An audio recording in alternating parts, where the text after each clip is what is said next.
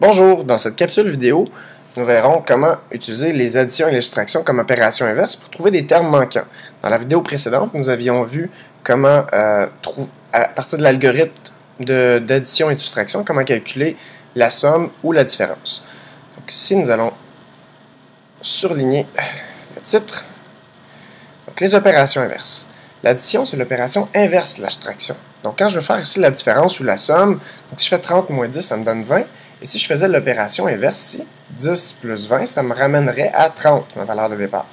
19 moins 11 me donne 8, et si je prenais 11 plus 8, ça me donnerait le 19 de départ. 187 moins 52 donne 135, et si j'additionne ici 52 avec 135, ça me redonnerait ma valeur de départ, 187. Donc, l'addition et la soustraction sont liées par l'opération inverse. Donc, si je cherche la valeur du terme manquant, je vais me servir un petit peu de ces opérations inverses-là, pour aller trouver mes valeurs de termes manquants. Si vous avez des frères, grands frères, grandes sœurs, vous avez probablement déjà entendu parler d'algèbre, ou vos parents peut-être qui vous en ont parlé. L'algèbre, en fait, vous avez déjà commencé l'introduction de l'algèbre dès le primaire. En fait, l'algèbre, c'est le principe de chercher un terme manquant. Donc, dans ce cas-ci, je cherche la valeur de ma case vide. Donc, je mets un symbole pour dire, il y a un nombre ici, je cherche sa valeur. Je pourrais prendre une case vide, j'aurais pu faire un bonhomme sourire, j'aurais pu faire une lettre A, B, C, X. Donc, c'est le principe de chercher un terme manquant. Donc, ici, pour trouver mes termes manquants, je vais trouver donc 17 plus quoi qui me donne 30. Pour trouver mon terme manquant ici, je vais devoir faire 30 moins 17 qui me donne 13. Donc, la valeur que je cherchais ici me donne 13. Je vais vérifier, est-ce que 17 plus 13 me donne bien 30? Oui, ça fonctionne. Pour le deuxième, quoi plus 150 me donne 190. Donc, je cherche la valeur de mon terme manquant.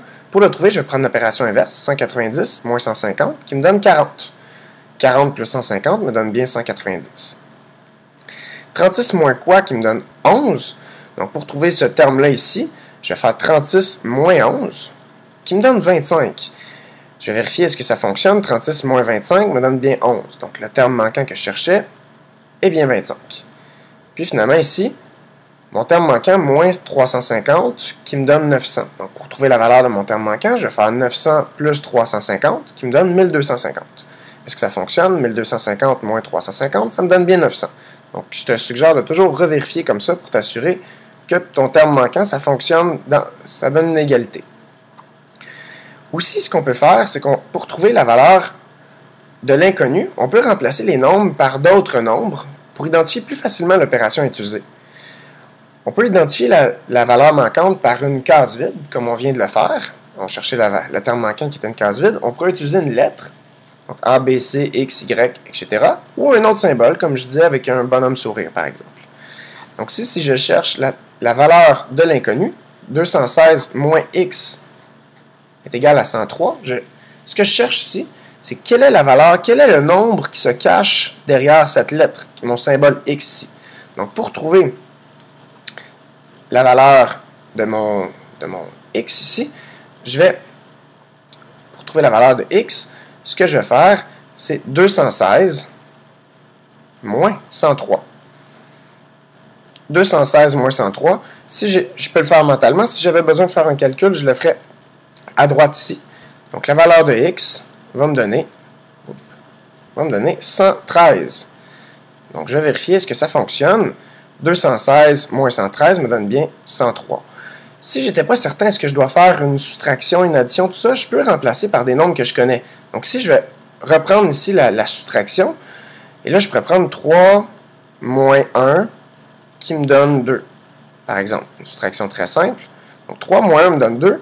Ici, le terme manquant, le X, est à la place du 1.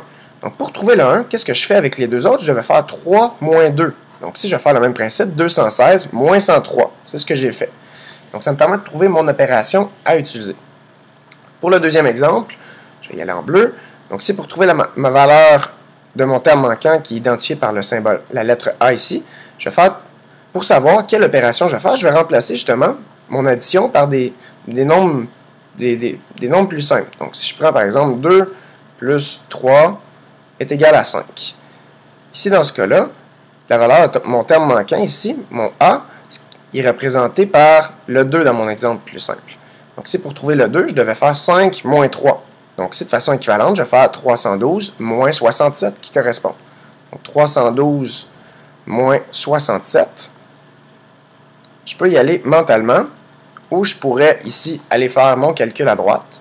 Donc, 312 moins 67. Je dois commencer par les unités. Donc, 2 moins 7, je n'ai pas suffisamment d'unités. Je vais aller transférer une dizaine pour avoir 12 unités moins 7 qui me donne 5. Ensuite, 0 dizaine moins 6 dizaines, je n'ai pas suffisamment de dizaines. Je vais aller transférer une centaine. Il va m'en rester 2. Et là, je vais avoir 10 centaines. 10 moins 6, 4 dizaines. 10 dizaines moins 6 dizaines donne 4 dizaines. Puis 2 centaines, donc 245. Donc, la valeur recherchée, la valeur qui se cachait derrière la lettre A, c'était 245. Je vais aller vérifier est-ce que ça fonctionne. Donc, ça, c'est ma valeur du A. 245 plus 67 donne bien 312. B-52 égale 88. Donc, je cherche la valeur de B. Pour trouver la valeur de B, ce que je vais faire, pour savoir quelle opération prendre, je peux y aller avec un exemple plus simple ici. Donc, je vais prendre une soustraction. 7 moins 3 donne 4, par exemple. Donc, 7 moins 3 est égal à 4. Ici, la valeur de mon terme manquant, le B, ce qui correspond, c'est la valeur de 7. Comment je fais pour obtenir 7 avec les deux autres nombres? Je fais 3 plus 4. Donc ici, je vais faire 52 plus 88. J'aurais pu écrire ici, au lieu de 52 plus 88, j'aurais pu écrire 88 plus 52, puisqu'on a vu dans la vidéo précédente que l'addition est commutative. Donc, je peux changer l'ordre de mes nombres pour la même opération.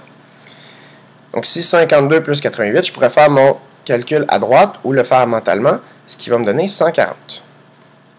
Si je vérifie, est-ce que c'est vrai que ma valeur de B, 140 moins 52, me donne 88? Oui.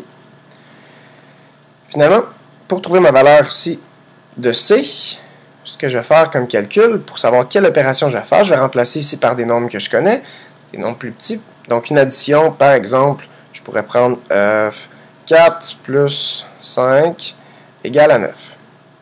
Une addition très simple. 4 plus 5 est égal à 9. Dans ce cas-ci, mon terme manquant, c'est ma valeur 5 ici, qui est vis-à-vis le C. Pour trouver ma valeur de 5 ici, je ferai 9 moins 4. Donc, dans ce cas-là, je dois faire ce qui correspond, 3018 moins 904.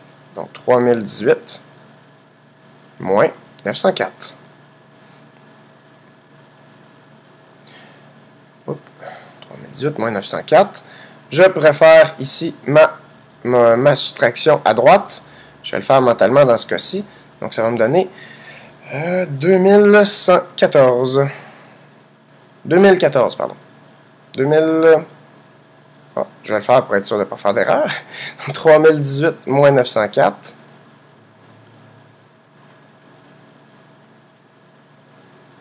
Quand tu n'es pas certain, tu penses que tu peux faire des erreurs de calcul mental, tu n'hésites pas, tu refais ton calcul. C'est pas très long. Donc, 8 moins 4, 4. 1 moins 0, 1. Ici, je vais aller chercher une unité de 1000. Il va m'en rester 2. 10 moins 9, 1. Et c'est 2114. Donc, ma réponse, 2114. Est-ce que ça fonctionne? 904 plus ma valeur de C qui est 2114 me donne bien 3018. Donc voilà, on a vu aujourd'hui comment trouver des termes manquants. Donc, c'est une introduction à l'algèbre. On verra dans la prochaine capsule vidéo comment faire les algorithmes de multiplication et de division. Merci.